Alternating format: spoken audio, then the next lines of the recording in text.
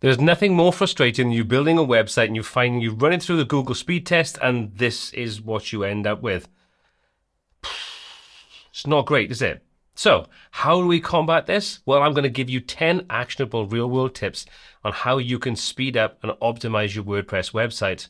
So first of all, picking good quality optimized hosting. Now this is in itself a bit of a minefield, and you can use sites like this which will give you a top X number of hosting companies, and you'll find that it will be generally the same ones in that list in slightly different orders. But you do have to be careful of the fact, if you take a look, there's a little disclaimer at the top that says if you purchase via these links, they get some cash out of it. So these are affiliate links. So you can take this with a pinch of salt. However, you do still need to do some due diligence when it comes to choosing hosting. And I would always recommend, if you can, choose a host that has WordPress optimized hosting options, because they can generally be just a little bit better, give you some options you wouldn't necessarily have in standard hosting, and just to give you a little bit more control over everything. I would also recommend testing out their technical support just to make sure that it is on par. Ask some simple questions, some more complex questions, get a feel for it. Don't ever underestimate how important that is. Now, I've got several different hosting companies that I use and pay for myself. I'll link those in the description down below. I do get a kickback from these. So again, you can use the same principle as I've said with these listings. However, these are ones that I actually pay for myself and I use and have websites hosted on them. So there's a slight difference there. But again, do your due diligence, choose what you think is best for you. Next up, using a lightweight, optimized, fast WordPress theme. Now, if you want to check out my top 4, you can take a look at those here. However, if you're looking for something that's full site editing only and you want to optimize just to stick with the native Gutenberg, check out Ollie. Totally free, is a great, fast, well-coded theme, has a bunch of really nice sort of patterns that you can use to get up and running and create a great looking site for zero cost whatsoever. I would also recommend taking a look at Blocksy. You can use this with native Gutenberg if you want to, or you can use it with a range of tools like Elementor, Prissy, and so on, depending upon how you want to work. This is a very powerful theme. It's very well optimized. WPTuts is actually built on this and has been for the last couple of years, so I use this myself. It has a lot of great options, things like header and footer builder, customization options, and if you want more, then you can take a look at the Pro version, which gives you a lot more, especially if you want to work with WooCommerce or advanced custom fields and custom post types. It integrates perfectly into this setup. Next, I would also recommend taking a look at GeneratePress. Again, there's a free and a premium version. You combine this with Generate Blocks, again, free or premium. You have a great starting point. And while it may look a little bit bare bones to start off with, is a very well respected, well optimized theme that you can use to build pretty much any kind of website you want. Its strength isn't necessary with WooCommerce, but you can get away with it. And as you can see, this has got over 5.5 million downloads. That kind of says something with over 1,000 5-star reviews. Check it out. Links in the description down below. Next up is optimizing your images before you upload them. Sure, you can use online tools to optimize your images when you've uploaded them, but this doesn't give you the same level of control as manually doing it. Now, that sounds a little bit boring, and sure, you could go through every single image, but there are tools out there that make your life just a lot easier. For me, I use an app on the Mac called Squash, and as you can see, this is the kind of tool it is. I can batch upload images, and then I can go through and I can resize them, I can adjust them if I want to, apply effects to them, but more importantly, I can do things like I can watermark them if they're images I don't want to be used. I can change the format of these, and I'll change these to WebP with lossy, and you'll see pretty much no degradation in quality. But if I want to, I can also use other options like JPEG, PNG, and so on, including AVIF, which is getting broader support, is slightly more compressed than you have with sort of WebP, so it's more optimized. However, the browser support isn't quite as widespread right now, but keep an eye on that, that will expand. But also I can rename these, I can export them to relevant locations and so on, so I can batch process images very, very quickly here. However, if you don't want to use something like this, there are great online tools that allow you to do this for zero cost whatsoever. One of my favorites is ShortPixel. Now, there's a paid version of this where you can have this run on the server, or you can have it optimized and optimize more images, but you can upload a bunch of images here anyway for absolutely no cost, have it optimize them using various different settings, lossy, lossless, and so on, so you can get the best end result. download them, upload them to your website and so on. You kind of get the idea. There's also tiny JPEG or tiny PNG, or as it's now called, Tinify. This allows you again to upload up to 20 images, maximum 5 megabytes each. You can upload them, you can optimize them, and then you can download and use them on your website.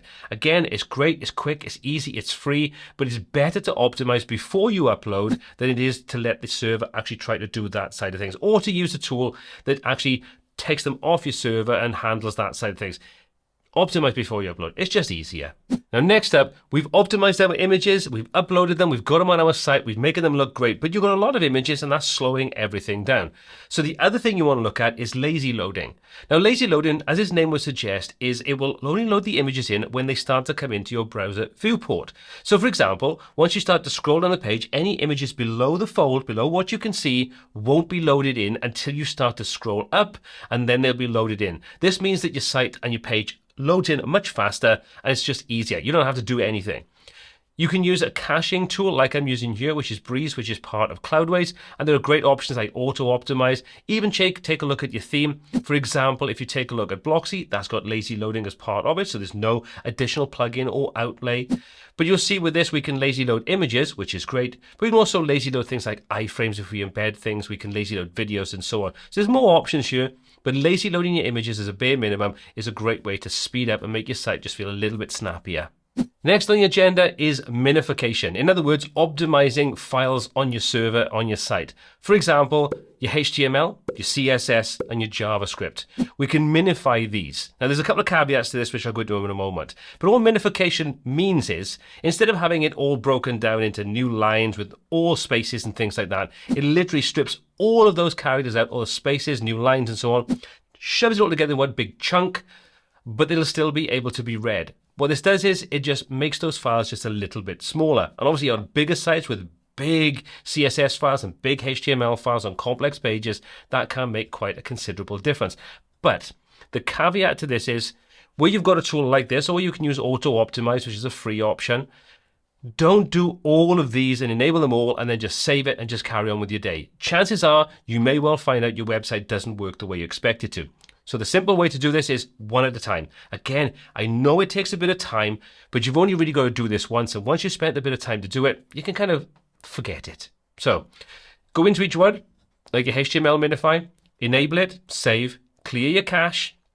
Otherwise, you're just looking at the cache version of the site. So clear that, then go and take a look at your site itself. Check out a couple of pages, maybe try the forms out. If you've got things like WooCommerce installed, make a sort of test transaction, make sure everything works. If it does, move on to the next one. So you can see you can do HTML, your CSS, and there's various different options when you enable the CSS minification. And again, the same thing goes for the JavaScript, so you can minify this. So do each one at a time, enable it, each of the options that you want to enable, test it. After you've cleared your cache, make sure everything works okay. If it doesn't, go back in, disable that function, move to the next one, and carry on. Like I say, bit boring, but it just makes sense to do it this way because it just make sure you don't have issues down the line. Next up, we've got a CDN or Content Delivery Network. What this basically does is it stores copies of your files in different locations around the world. So this means that if someone's in America and they want to take a look at your site, they don't have to come all the way from America to your UK-based server to load all the bits and pieces in, to go back to their browser and do that every single time a page loads. What happens is a copy of the files are stored on a server closer to them on your CDN. And then what happens is, when they want your page, they'll go to the American server, get the files, and go back to their browser. Much, much quicker, and you can have different ones all over the world. CDN is a great way of working. I would recommend taking a look at Bunny CDN, because Bunny CDN is a great CDN, and also is incredibly cheap to use. Doesn't cost much at all, maybe a couple of dollars at a push every single month for quite a busy site. However, if you have no cache available, then you may want to take a look at Cloudflare. You can use the free Cloudflare account, and this will give you basic CDN options. You may not have as much control as you'd have with something like Bunny CDN and the paying for it, but if you don't have any cache, Cloudflare is a great option. And if you want to upgrade, then you can upgrade to something like a paid version of Cloudflare, or you can move over to something like Bunny CDN. It's pretty simple to move between your CDNs. Next up, caching. Now, caching is a great way of making sure that the optimized versions of your pages are stored for quick delivery. You don't have to worry about all the bits and pieces being assembled together when someone requests a page. This is great when you've got pages that don't change very often. Things like your home page, your about page, your contact page, those kinds of things. They rarely change, whereas your blog page may change every single day if you've got a busy website with lots of content added to it. So you can cache relevant pages and speed up the whole process of delivering content to the end user, giving them a much more snappy experience. Again, you can use Cloudflare if you want to with this, or you could take a look at something like WP Rocket, which again gives you caching options available there, just to give you a faster experience. It's a great way of working. Now, one area that gets overlooked an awful lot is the database of WordPress. Now, when you are working on your website and you're adding content and the revisions are being saved and you're adding comments and deleting comments and all those kinds of things, all this information is going into your database. And a lot of time, it's not being taken back out once you finish with it. So you get tons of revisions in there and comments that have been removed and all those kinds of things. Well, this is where a free tool called WP Sweep makes life super easy. You can use this and you can just delete revisions, auto drafts, you can delete lots and lots of different things. And then if you want to, you can optimize your databases to give you peak performance from those. Now, obviously, make sure you run a backup before you do this, just in case something goes awry. Don't want to do this without having a backup in place. So please do backup before you do. But I would recommend at least once a month coming back in, running WP Sweep, optimizing your database, just making sure that everything is running in tip-top condition and you don't have loads of superfluous junk slowing everything down on your website and your database and just building out into a massive waste of space. Now, as a WordPress user, it's very easy and very tempting to add plugins in to do so many little jobs. However, the problem with this is you very quickly end up with a bunch of plugins doing little things throughout your site that have to be updated and maintained, and it just becomes a real pain. Plus the fact there's potential security issues if they don't get updated and maintained. There's all manner of different reasons why you don't want to do this if you can avoid it. This is where using some kinds of plugins that remove the need for multiple plugins could be a great way of working. For example, you may have little plugins to allow you to upload SVG files, to customize the way the dashboard looks, to go and change the login, to maybe allow you to move posts around and duplicate posts and things.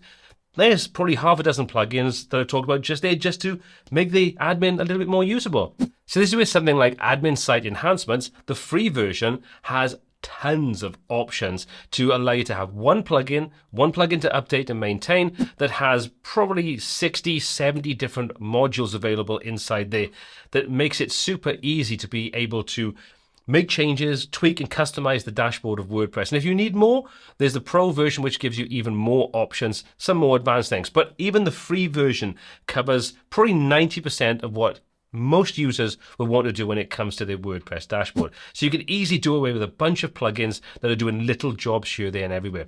But even taking that out of the equation, only use plugins that you need. If it's a little feature that's a nice to have, consider if you actually want to keep maintaining and updating that plugin when it's not really that important to the way your website operates. Just have a little think before you actually install additional plugins. And finally, test your website regularly. Every month, when you go in and you're doing your sweeping up your database and tidying all that up, once you've done all that little bit of house maintenance and clearing things out, go and test your website out and see if anything has made a change to your website. For example, you may have a plugin that now was working great, but isn't being updated for a while. There's been a couple of versions of WordPress come out, all this incompatibility with the other plugins, and you find it's having a detrimental effect to the speed of your website. If it is, look for an alternative, update, do whatever needs to be done to optimize things. But if you don't know, you don't know. So there we go. There's 10 ways in which you can optimize your WordPress website.